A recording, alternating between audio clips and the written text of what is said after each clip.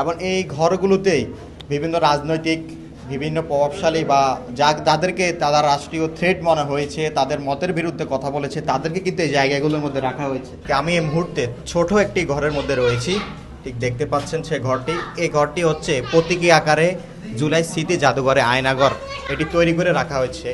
যেভাবে এই আয়নাঘরে মানুষদেরকে গুম করে রাখা হতো, ঠিক সেই আলোকে কিন্তু যতটুকু ঘর ছিল সেই জায়গাটিতে ঠিক ততটুকু আকারে কিন্তু ঘরগুলো তৈরি করা হয়েছে। দেখতে পাচ্ছেন একেবারে ছোট ঘর। যদি আমরা একটু ভেতরের দিকে যেতে চাই, আমরা আর একটু দেখাবো। ঠিক দেখতে পাচ্ছেন এভাবে কিন্তু ছোট একটি জায়গার মধ্যে অনেকগুলো ঘর তৈরি করা হয়েছে এবং এই ঘরগুলোতেই বিভিন্ন রাজনৈতিক বিভিন্ন প্রভাবশালী বা যাদেরকে তারা রাষ্ট্রীয় থ্রেট মনে হয়েছে, তাদের মতের বিরুদ্ধে কথা বলেছে, তাদেরকে কিন্তু এই জায়গাগুলোর মধ্যে রাখা হয়েছে। আমরা একটু দেখাই।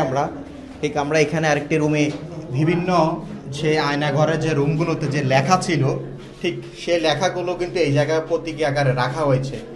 আমি সেম আমারে মুক্ত করে দিয়েন। ঠিক এখানে যে দেখতে পাচ্ছেন 2014 সাল 2/20 তারিখ এবং যে আয়নাঘরগুলোর সন্ধান পাওয়া গিয়েছে সেখানে যে লেখাগুলো ছিল সে বর্ণনার আকারে কিন্তু রাখা হয়েছে। খুব ছোট একটি ঘর দেখতে পাচ্ছেন। আমরা বিভিন্ন যে পাবলিক টয়লেট রুমগুলো আছে তার থেকেও ছোট ঘর, এই ঘরগুলোর মধ্যে এভাবেই মানুষদেরকে বন্দি করে রাখা হতো। সেই বন্দি ঘরের মানুষগুলো তারা দাগ কেটে দিনগুলো গণনা করে রাখতেন। এভাবে তাদেরকে নির্মম কষ্ট দিয়ে এই ঘরগুলোতে তারা রাখতেন। আমরা দেখতে পাচ্ছি আরও কয়েকটি ঘর রয়েছে এবং প্রত্যেকটি ঘরের আলাদা কিন্তু বৈশিষ্ট্য রয়েছে। আমরা যে এক একটি ঘরে এক একটি লেখা রয়েছে। এই আয়নাঘরগুলো যেখানে মানুষদেরকে বন্দি করে রাখা হতো সেই আয়নাঘরের আলোকে কিন্তু এই ঘরগুলো তৈরি করে রাখা হচ্ছে। দেখতে পাচ্ছেন 108 108 ডে এবং টাকা 12.5 ঠিক এখানেও দাগ কেটে রাখা হয়েছে। পিছনে দেখতে পাচ্ছেন মা, আমি এবং পরবর্তী লেখাগুলো আর ঠিক করে তারা লিখতে পারেনি। এই লেখাগুলো কিন্তু যেখানে মানুষগুলো গুম করে রাখা হতো এবং যেখানে অভিযান চালানো হয়েছে ঠিক সেখানে ঘরগুলোকে যেভাবে পাওয়া গিয়েছে, র্যাবের একের যে টর্চার সেল রয়েছে, যে গুমের যে ঘরগুলো রয়েছে ঠিক সেই আলোকে কিন্তু ঘরগুলো তৈরি করা হয়েছে। আমরা দেখতে পাচ্ছি যেখানে অসংখ্য মানুষ ভিড় জমিয়েছে এই ঘরগুলো দেখার জন্য। আমরা যদি আপনাদেরকে আরেকটু দেখাই, এই দরজাটি বন্ধ করলে ঠিক এই দরজাটি বন্ধ করে তাদেরকে এই জায়গাটি দিয়ে তাদেরকে খাবার দেওয়া হতো। এই ছোট একটি ঘরের ভিতরেই তাদেরকে রাখা হতো এবং ছোট এই ঘরের ভিতরে তাদেরকে টয়লেট করতে হতো। দেখতে পাচ্ছেন এই মুহূর্তে ভিতরে থেকে আমার দম বন্ধ হয়ে যাচ্ছে। ঠিক সেই ঘরের ভিতরে কিন্তু তারা এতদিন দীর্ঘ সময় ধরে দীর্ঘ সময় তাদেরকে রেখেছে। এই ছোট ছোট ঘর এবং ঘরের ভিতরে তাদেরকে রেখেছে। সাধারণ মানুষরা কিন্তু দেখতে আসছে। আমরা অভিভাবকরা তাদের সন্তানদেরকে নিয়ে এসেছে এই ঘরগুলো দেখানোর জন্য।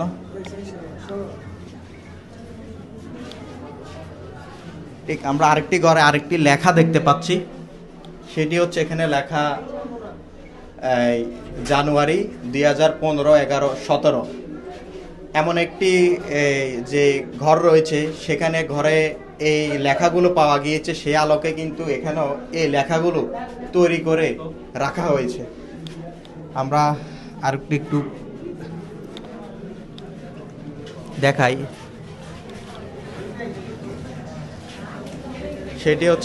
এটি হচ্ছে আরেকটি টর্চার সেল। এমন একটি টর্চার রুমের মধ্যে তাদেরকে রাখা হতো এবং সেখানে তাদেরকে নির্যাতন করা হতো। এবং এইখানে দেখতে পাচ্ছেন যে বৈদ্যুতিক শর্ট দিয়ে কিন্তু তাদেরকে নির্যাতন করা হতো এবং সেই আলোকে কিন্তু এই রুমগুলো তৈরি করে রাখা হয়েছে। আমরা একটু কথা বলি। আপনি কোন জায়গা থেকে এসেছেন? আমি বাড্ডা থেকে এসেছি, গুলশান একের পাশে। এখানে এসে কি দেখলেন? এখানে দেখেছি স্বৈরাচারী শেখ হাসিনা তার যেই পতনের মূল কারণগুলো সেগুলো আজকে আমাদের সামনে দৃশ্যমান। আমরা এই যে বিশেষ করে বৈদ্যুতিক ইলেকট্রিক শর্ট, এটা যখন আমরা আগে ভিডিওতে দেখেছি তখন খুব কষ্ট লেগেছে এবং বাস্তবে দেখলাম তার দৃশ্যগুলো আসলে আমাদেরকে খুব কষ্ট দেয়। স্বৈরাচারী শেখ হাসিনার মতো যারা নতুন করে এভাবে ক্ষমতার অপব্যবহার করবে তাদের জন্য এটা একটা নিদর্শন বা শিক্ষা। আমরা দেখতে পাচ্ছি যে সাধারণ মানুষ যারা এসেছেন তারা এই জায়গাটি দেখছেন। আমরা একটু কথা বলি।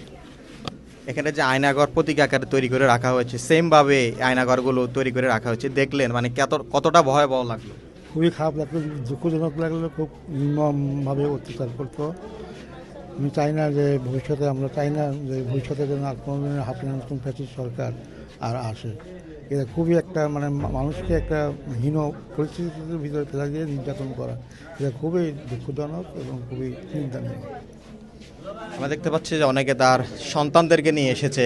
একটু কথা বলি, এই যে আপনার সন্তানকে নিয়ে আসলেন এমন একটি ভয়ঙ্কর জায়গা বা প্রতীক আকারে তৈরি করা হয়েছে, কি দেখলেন আসলে?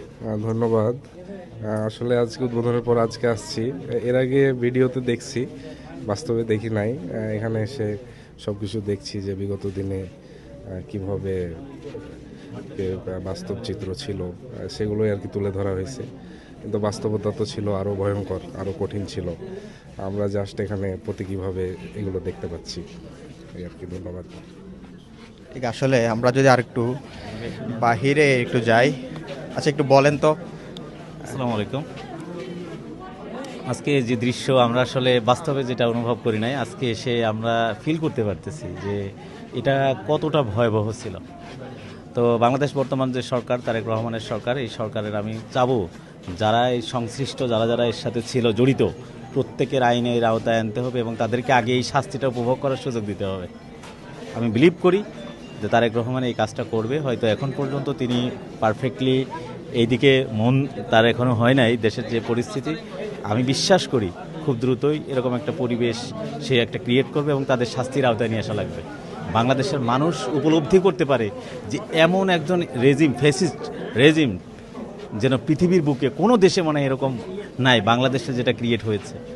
তা আমি চাইবো এদের শাস্তির আওতায় নিয়ে আসতে হবে এবং এদের শাস্তি হওয়া চাই। Thank you very much. আমরা আরেকটু কিছু নিদর্শন দেখাবো যেগুলো আসলে আয়নাঘরের ভিতরে রাখা হয়েছে। সাধারণ মানুষরা আসলে এগুলো দেখছেন, দেখে আসলে সেই সময়ের ঘটনাগুলো, ভয়াবহ যে ঘটনা, সেটি তারা কল্পনা করছে। এটি হচ্ছে একটি টর্চার সেল। কিভাবে টর্চার করা হতো সেই দৃশ্য এই জায়গাটির মধ্যে রয়েছে। আপনাদেরকে যদি একটু দেখাই, ভিতরে হচ্ছে সেই টর্চার সেল এবং যেভাবে টর্চার করা হতো, দড়ি দিয়ে বেঁধে পিটানো হতো এবং চারদিকে বদ্ধ করে রাখা হতো, ইলেকট্রিক শর্ট দেওয়া হতো। ঠিক সেই সকল যন্ত্রপাতিগুলো এই ঘরটির ভিতরে তৈরি করে রাখা হয়েছে। ঠিক বলা যায় যে বাংলাদেশের গণ অভ্যুত্থান পরবর্তী যে সময়, সেই গণ অভ্যুত্থানের কারণে কিন্তু সাধারণ মানুষরা জানতে পেরেছে যে আয়নাঘর আসলে কেমন ছিল, কোথায় ছিল সে আয়নাঘর, সে আয়নাঘরে কীভাবে নির্যাতন করা হতো। এবং সাধারণ মানুষ আসলে বলছেন যেন এটি বাংলাদেশের জন্য নতুন আরেকটি শিক্ষণীয় বিষয় হয়, যে নতুন সরকার বা সাধারণ মানুষ যারা আছে তারা এখান থেকে দেখে শিখবে যে ক্ষমতা আসলে দীর্ঘস্থায়ী নয়।